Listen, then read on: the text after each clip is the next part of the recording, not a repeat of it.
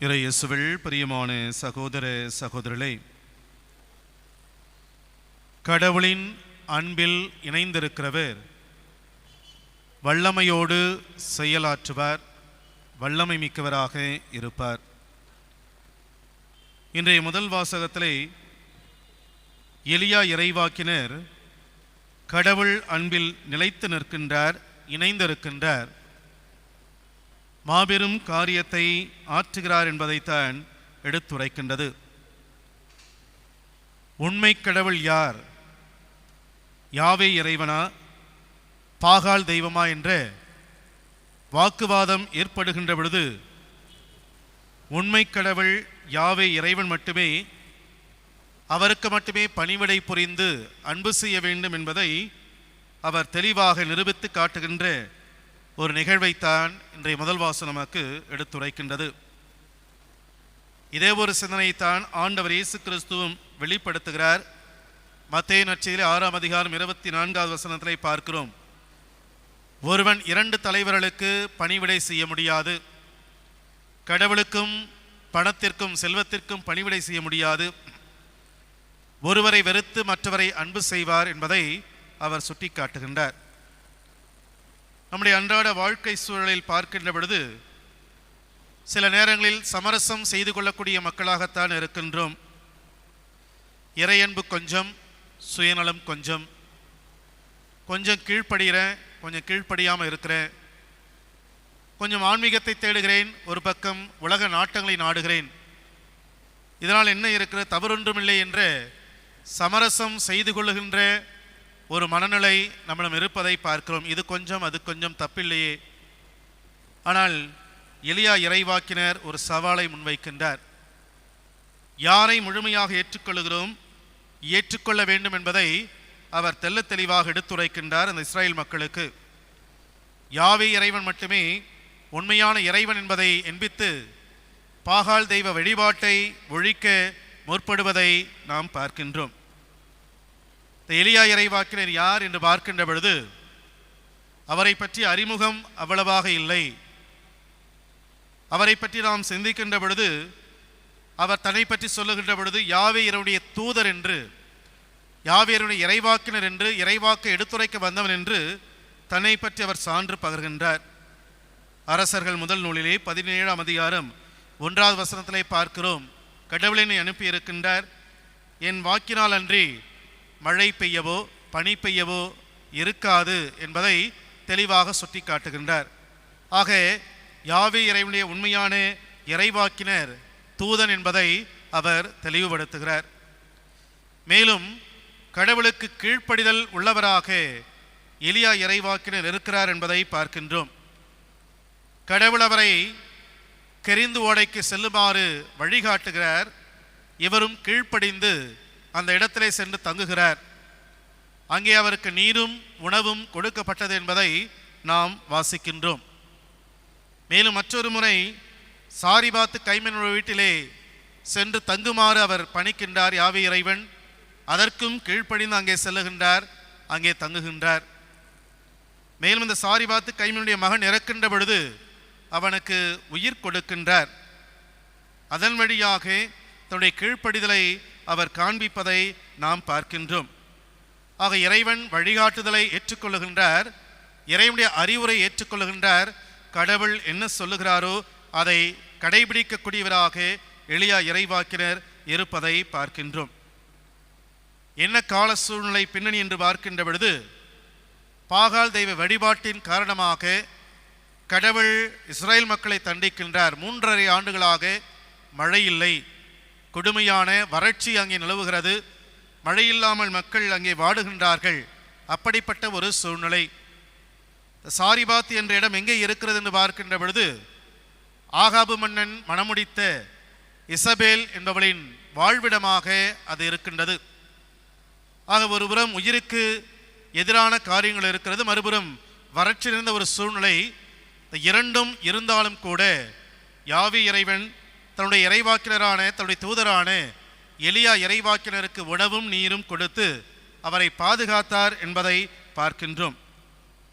ஆக கடவுளின் மனிதனாக கடவுளின் வார்த்தைக்கு கட்டுப்பட்டு உண்மை இறைவனை எடுத்துரைக்கின்ற ஒரு இறைவாக்கினராக எலியா இறைவாக்கினர் விளங்கியதால் வல்லமை மிக்கவராக கடவுளின் பணியை அவர் ஆற்றினார் என்பதை இந்த முதல் வாசகம் நமக்கு சொல்லுகிறது. ஏன் இத்தகைய சவாலை முன்வைக்கின்றார்? யாவே இறைவனா, பாகால் கடவுளா, தெய்வமா என்ற விவாதத்தை ஏன் முன்வைக்கிறார் என்று பார்க்கின்ற பொழுது, இஸ்ரேல் மக்கள் கடவுளின் அன்பை புறக்கணித்து நிராகரித்து பாகால் தெய்வ வழிபாட்டில் ஈடுபடுகிறார்கள். ஆகாபு மன்னன் பாகால் தெய்வ வழிபாட்டை மேற்கொள்ளுகின்ற இசபேல் என்ற அரசியை மணமுடிக்கின்றாள். அதன் நிமித்தமாக இசபேல் பாகால் தெய்வ வழிபாட்டை நிலைநாட்டுகின்றார். இஸ்ரேல் மக்களும் தங்களை விடுவித்த கடவுளை மறந்துவிட்டு பாகால் தெய்வ வழிபாட்டில் ஈடுபடுகின்றார்கள். அப்படிப்பட்ட ஒரு சூழ்நிலையில்தான் கடவுள் அங்கே பஞ்சத்தை வருவிக்கின்றார். 3.5 ஆண்டுகள் மழையில்லாமல் பஞ்சத்தை ஏற்படுத்துகின்றார். அதோடு மட்டுமல்லாமல் ஒரு எச்சரிக்கையாக ஒரு இறைவாக்கினரை அனுப்புகின்றார்.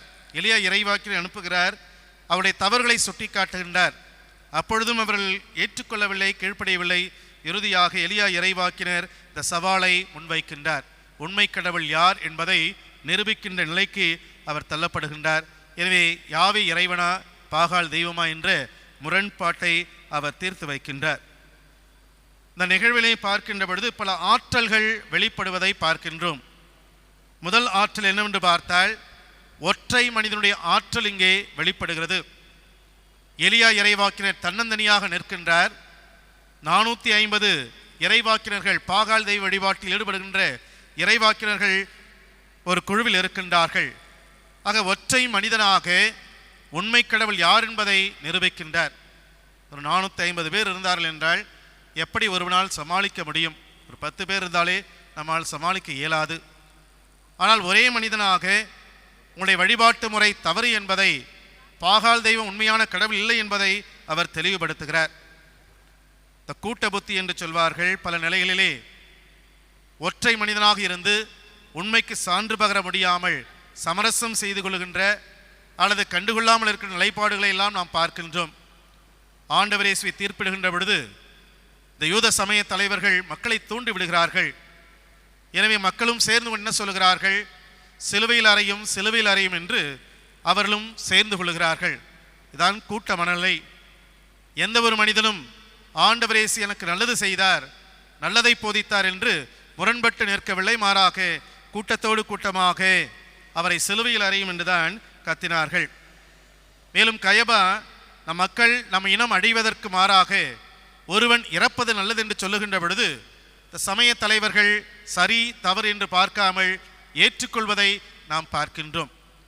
ஆக ஒற்றை மனிதனாக இருந்து என்ன செய்ய முடியும், எதை சாதிக்க முடியும் என்ற ஒரு சிந்தனை போக்கு இருக்கின்ற பொழுது எலியா இறைவாக்கினர் தனி ஒரு நபராக, மனிதனாக இந்த 450 பாகால் தெய்வ வழிபாட்டில் ஈடுபடுகின்ற இறைவாக்கினரை எதிர்த்து நிற்கிறார் என்று பார்க்கிறோம்.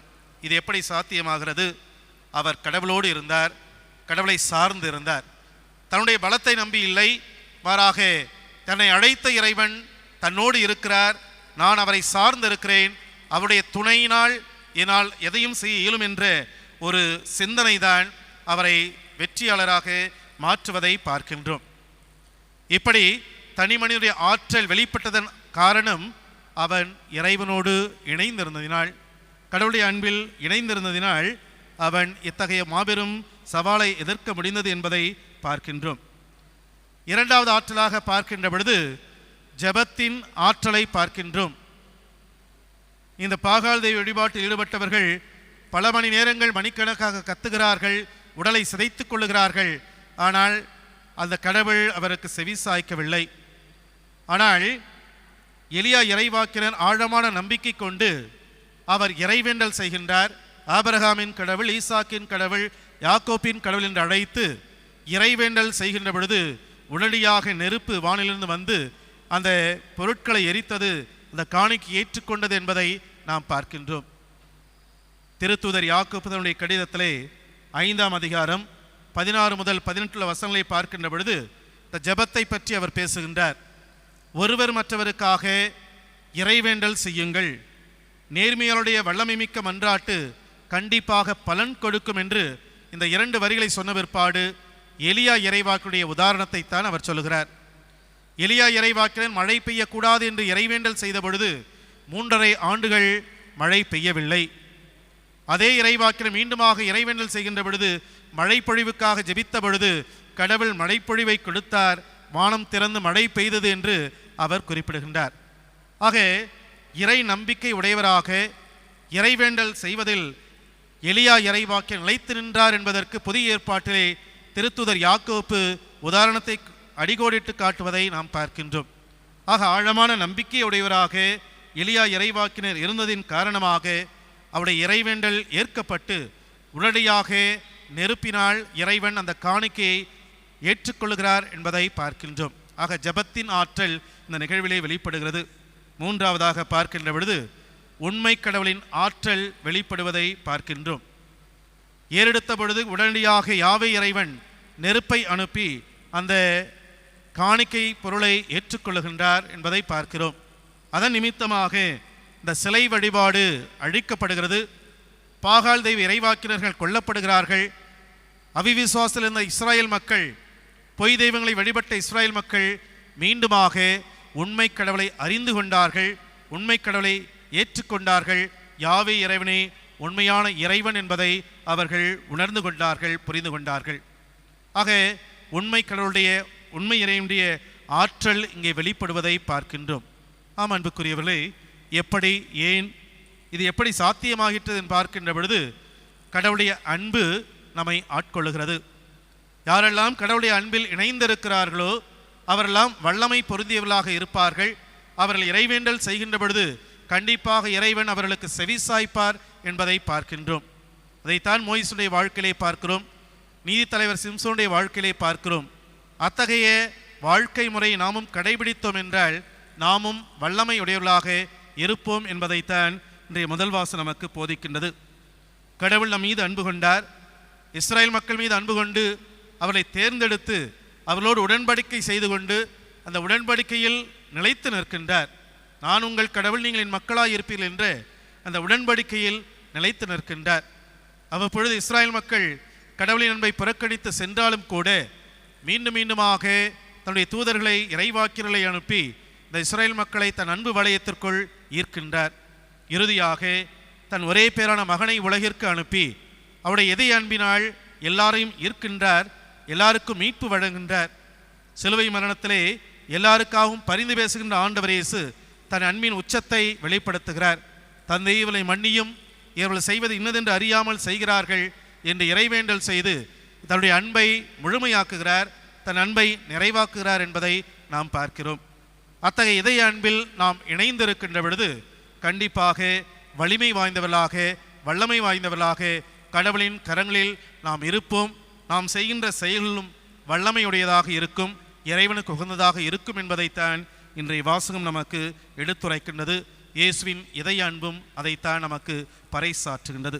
அன்புக்குரியவர்களே, இயேசுவின் திரு இதய விழாவை சிறப்பிக்க நாம் காத்திருக்கின்றோம். அந்த இதய அன்பு சொல்வது இதுதான், என் அன்பில் நிலைத்திருங்கள். என் அன்பில் நிலைத்திருக்கின்ற பொழுது நீங்கள் வல்லமையுடையவர்களாக இருப்பீர்கள், வலிமை வாய்ந்தவர்களாக இருப்பீர்கள். இந்த உலகில் நிலகின்ற தீமைகளை எதிர்த்து போராடவும், போராடி வெற்றி பெற்று கடவுளுக்கு உரியவர்களாக வாழவும், அதனால் பயனுள்ள மனிதர்களாக இந்த உலகத்தில் வலம் வரவும் உங்களால் இயலும் என்ற ஒரு அழைப்பை நம்முடைய ஆண்டவர் நமக்கு கொடுக்கின்றார். இந்த இறுதி ஆண்டவருடைய அழைப்பை ஏற்று அந்த இதய அன்பில் எப்பொழுதும் இணைந்திருப்போம். இந்த இதய அன்பில் இணைந்திருப்பதன் வழியாக பயனுள்ள, வலிமையான, வல்லமையுள்ள கிறிஸ்தவர்களாக வாழ்வோம். அதற்கான அருள் வர வேண்டி தொடர்ந்து இந்த திருப்பலியிலே ஜெபிப்போம்.